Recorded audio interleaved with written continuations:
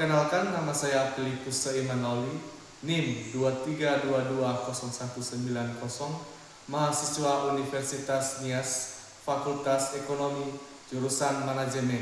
Saya akan menjelaskan metode simplex pada mata kuliah riset operasi. Untuk membahas metode simplex dan sampai ke contohnya, sebelumnya kita harus mengetahui metode simplex itu apa. Metode simplex adalah algoritma yang digunakan untuk menyelesaikan model pemrograman linear dengan banyak variabel dan kendala untuk menentukan solusi maksimum dan minimum. Metode ini bekerja secara interaktif dengan mengubah model matematika menjadi tabel simplex dan melakukan operasi baris hingga solusi optimal tercapai. Untuk menyelesaikan kasus metode simplex, kita akan menyelesaikan model matematika. Di sini ada meminimumkan min 3x1 ditambah x2 tambah x3 itu adalah fungsi tujuannya. Nah, apa fungsi kendalanya? Yaitu ada 3. x1 dikurang 2x2 ditambah x3 lebih kecil atau sama dengan 11. Fungsi kendala yang kedua yaitu min 4x ditambah x2 ditambah 2x3 lebih besar atau sama dengan 3. Dan fungsi kendala yang ketiga yaitu 2x1 dikurang x3 sama dengan min 1. Nah, fungsi kendala yang ketiga ini kita akan mengubah fungsi kendala ini ke bentuk persamaan. Dan fungsi kendala yang pertama, untuk mengubah menjadi persamaan harus ditambah variabel slack yang sekaligus digunakan sebagai basis pada tabel awal simplex. Persamaan tersebut nanti akan menjadi x1 dikurang 2x2 ditambah x3. Nah, di sini ditambah slack ditambah x1 sama dengan 11. Nah, ini sudah kita ubah dalam bentuk persamaan pada fungsi kendala yang pertama. Sekarang kita akan mengubah fungsi kendala yang kedua ke bentuk persamaan. Pada fungsi kendala yang kedua yang bertanda lebih besar atau sama dengan, maka harus dikurangkan dengan variabel surplus. Tetapi karena bertanda negatif, hal ini tidak memungkinkan dalam metode simplex karena tidak dapat digunakan sebagai basis pada tabel awal. Untuk itu harus ditambahkan variabel artikal atau yang dinamakan nanti dengan R, sehingga persamaan tersebut akan menjadi min 4x ditambah x2 ditambah 2x3 ditambah s2 surplus ditambah artikel yaitu R1 sama dengan 3. Nah, fungsi kendala yang kedua sudah dalam bentuk persamaan, tetapi harus dikalikan dengan min 1 dan menambahkan R2. Untuk apa? Untuk membuat konstanta di ruas kanan menjadi positif dan menyesuaikan bentuk standar pemrograman linear sehingga memudahkan perhitungan metode simplex. Untuk itu persamaannya adalah, ini adalah fungsi kendala yang ketiga. Nah, karena dikalikan dengan min 1, maka ini adalah min 2x1 dikurang x3 sama dengan positif 1. Nah, sehingga soal meminimumkan atau fungsi tujuan yang min 3x1 ditambah x2 ditambah x3, setelah kita melakukan mengubah bentuk ke persamaan, maka inilah hasilnya, yang fungsi kendala 1, fungsi kendala kedua, dan fungsi kendala yang ketiga. Setelah kita mengubah pertidaksamaan ke persamaan, maka kita mendapatkan variabel artikal dari kendala 2 dan 3. Di kendala kedua, variabel artikel yang kita dapatkan adalah R1 sama dengan 3 ditambah 4x1 dikurang x2 dikurang 2x3 ditambah s2. Dan pada variabel artikel yang kendala yang ketiga yang kita dapatkan adalah R2 sama dengan 1 ditambah 2x1 dikurang x3. Penyelesaian persoalan yang mengandung variabel artikal ini akan diselesaikan dengan metode teknik the Big M. Pada teknik ini, setiap variabel artikal fungsi tujuan diberikan penalti M, di mana M merupakan bilangan positif yang sangat besar. Penalti bertanda negatif itu apabila fungsi tujuannya maksimasi, dan bertanda positif itu apabila fungsi tujuannya minimasi.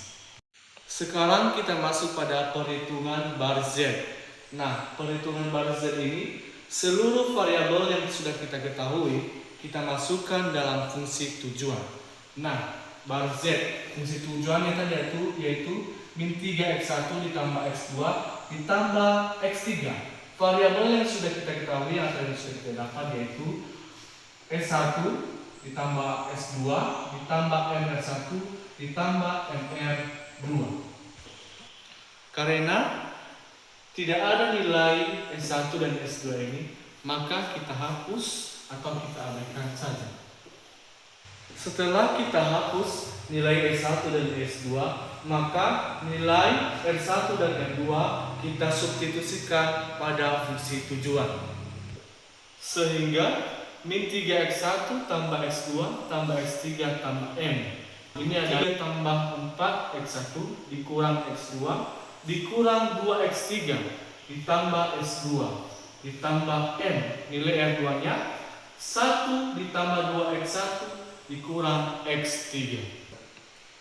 Setelah kita melakukan perkalian di baris Z ini, maka hasilnya yaitu min 3x1 ditambah x2 ditambah x3 tambah 3n tambah 4mx dikurang mx2 dikurang 2mx3 ditambah ms2 ditambah m ditambah 2mx1 dikurang mx3.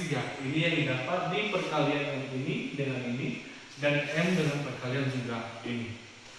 Nah, setelah kita melakukan perkalian M dengan dalam kurung yang ini dan M dalam kurung ini dilakukan perkalian, maka ini adalah hasilnya di bawah.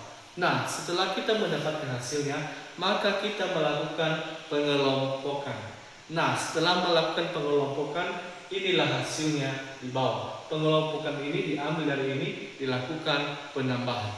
Setelah kita melakukan pengelompokan, maka kita lakukan penyederhanaan dengan nilai variabel kita pindahkan ke sisi kiri. Berarti ini Z ditambah 3 dikurang 6mx1 dikurang 1 ditambah mx2 dikurang 1 ditambah 3mx3 dikurang ms2 sama dengan 4m. Nah, setelah kita melakukan perhitungan baris Z, kita telah melakukan pengelompokan dan penyederhanaan, maka kita bisa membuat tabel simplex. Nah, pada tabel simplex ini variabel dasar. Nah, variabel dasar ini yang x1, x2, x3, s1, s2, r1 dan r2 ini adalah pengelompokan variabel dan kita masukkan nilainya. Demikian dengan yang variabel dasar horizontal ini, yang Z, A, B, C, ini adalah fungsi tujuan dan kendalanya. Setelah kita mendapatkan tabel simplex awal, maka kita akan mencari kolom kunci, baris kunci, dan angka kunci. Yang pertama kita cari adalah kolom kunci. Nah, untuk menentukan kolom kunci, syaratnya yaitu kolom dengan koefisien Z yang paling positif atau besar. Ini adalah kolom koefisien Z. Nah, pada variabel dasar X1 ini, X2 dan X3. X1, 3 dikurang 6M. M ini kita misalkan 1000. Berarti 6 kali 1000, berarti 6000. 3 dikurang 6000, hasilnya yaitu min 5997. Pada variabel kedua, min 1 ditambah M atau 1000. Berarti hasilnya positif 999. Pada variabel X3, min 1 ditambah 3M. Ini kita misalkan 1000. Min 1 ditambah 3 kali 1000 berarti 3000. Hasilnya yaitu positif 2999. Berarti kita bisa mengambil kesimpulan bahwa kolom kuncinya adalah terdapat pada baris ketiga karena koefisiennya adalah paling positif dan paling besar. Setelah kita mendapatkan kolom kunci pada yang terdapat pada X3, maka kita akan mencari baris kunci. Nah, sebelum mencari baris kunci, kita harus menentukan indeks ini terlebih dahulu. Nah, bagaimana menentukan indeksnya, yaitu nilai kanan dibagi dengan kolom kunci. Ini adalah nilai kanan, sedangkan kolom kuncinya tadi yaitu di X3. Caranya adalah seperti ini. 11 dibagi 1 sama dengan 11. 3 dibagi 1 sama dengan 1,5.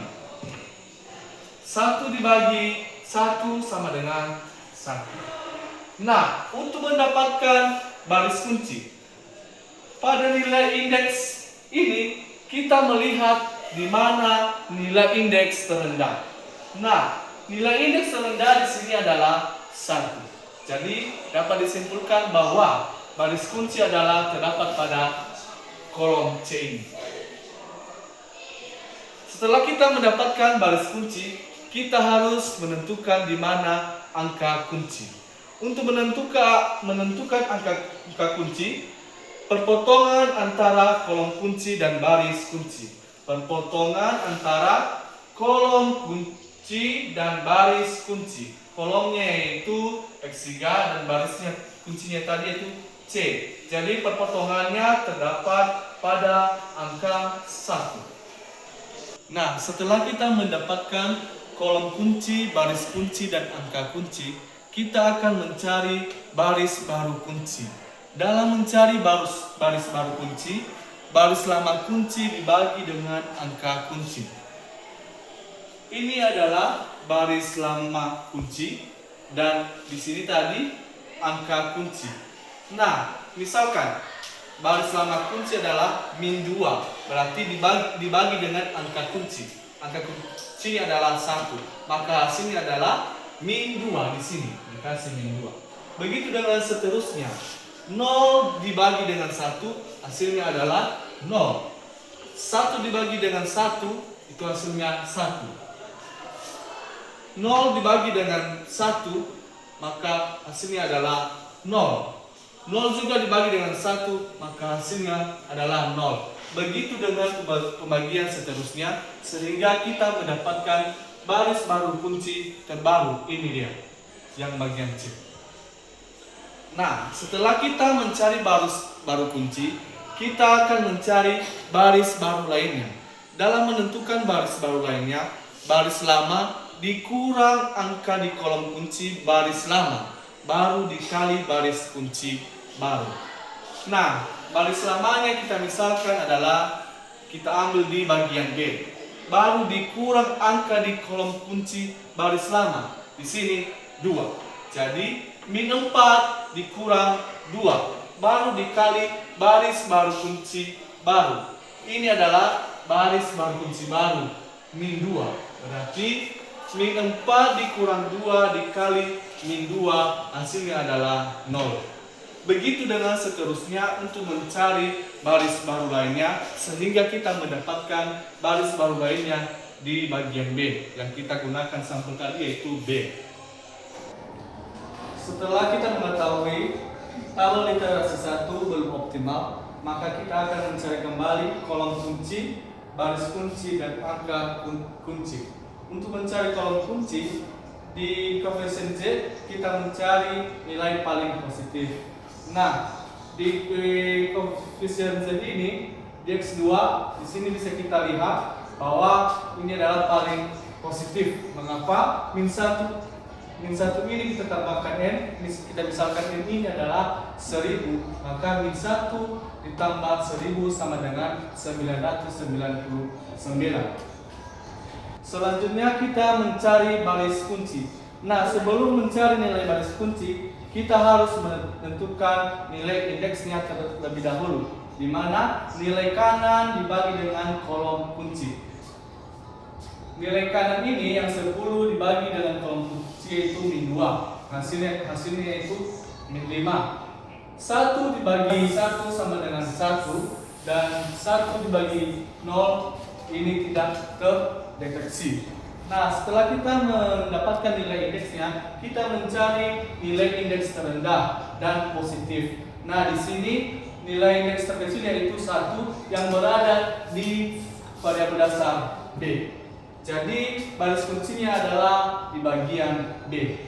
Sekarang kita mencari angka kunci. Untuk mencari angka kunci, yaitu perpotongan antara kolom kunci dan baris kunci. Nah, ini tadi baris kunci, sedangkan ini adalah kolom kunci. Jadi di sini adalah bernilai 1. Jadi angka kuncinya adalah 1. Oke, sekarang kita mencari baris baru kunci, yang dimana rumusnya yaitu baris lama kunci dibagi dengan angka kunci. Ini adalah baris baru kunci dan angka kuncinya di sini.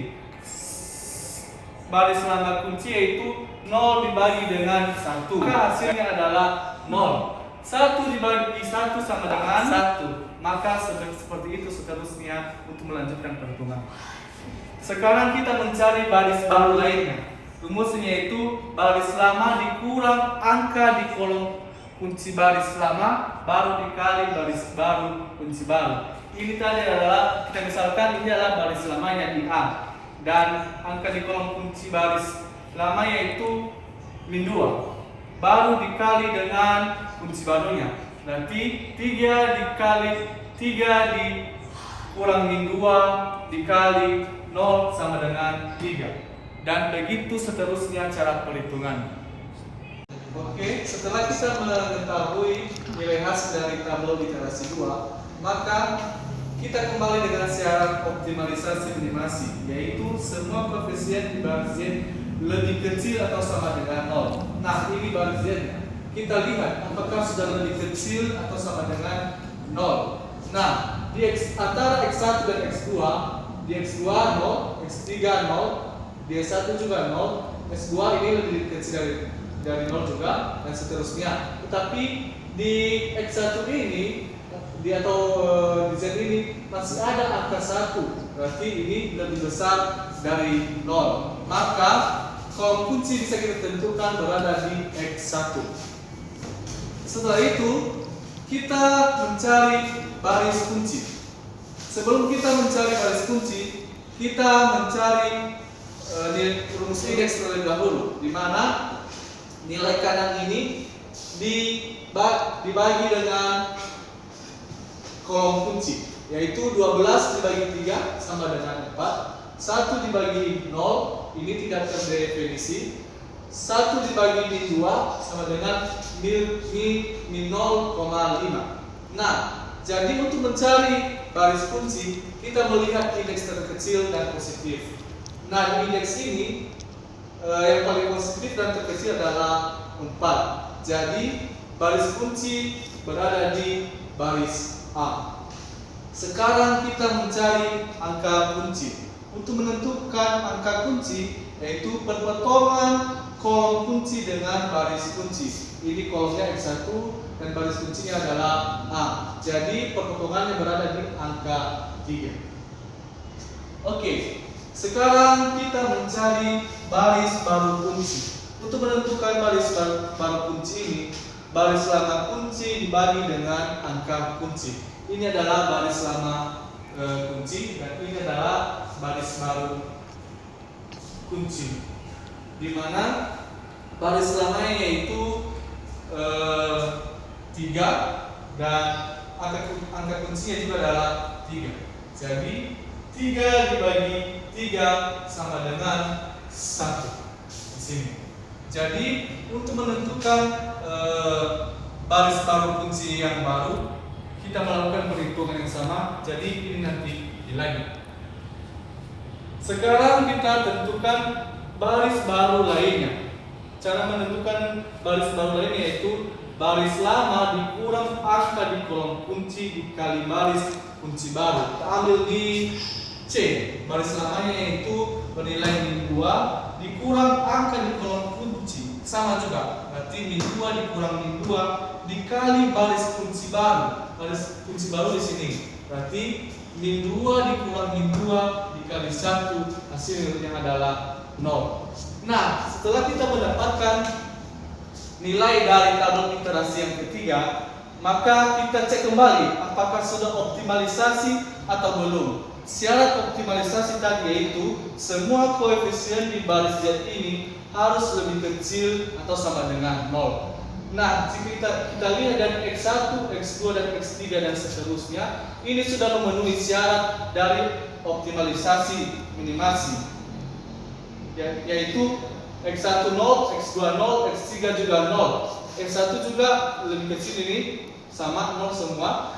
Jadi dapat kita substitusikan ke nilai fungsi tujuan, yaitu fungsi tujuan yang sebelumnya yaitu min Z sama dengan min 3 kali min 3 X1 ditambah X2 ditambah X3. Z sama dengan min 3 dikali 4, dan nilai kanan ini atau bisa dilambangkan dengan X1 ditambah 1 ditambah 9. Z sama dengan min 3 dikali 4, dan sini adalah min 12. 1 tambah 9 sama sini adalah 10. Jadi min 12 ditambah 10, Z sama dengan min 2. Jadi nilai minimum fungsi tujuan Z adalah min 2. Baik, sekian penjelasan dari saya dari metode simplex. Jika ada kesalahan atau kekurangan dalam menghitung, perkalian, dan penambahan, mohon dimaafkan. Terima kasih.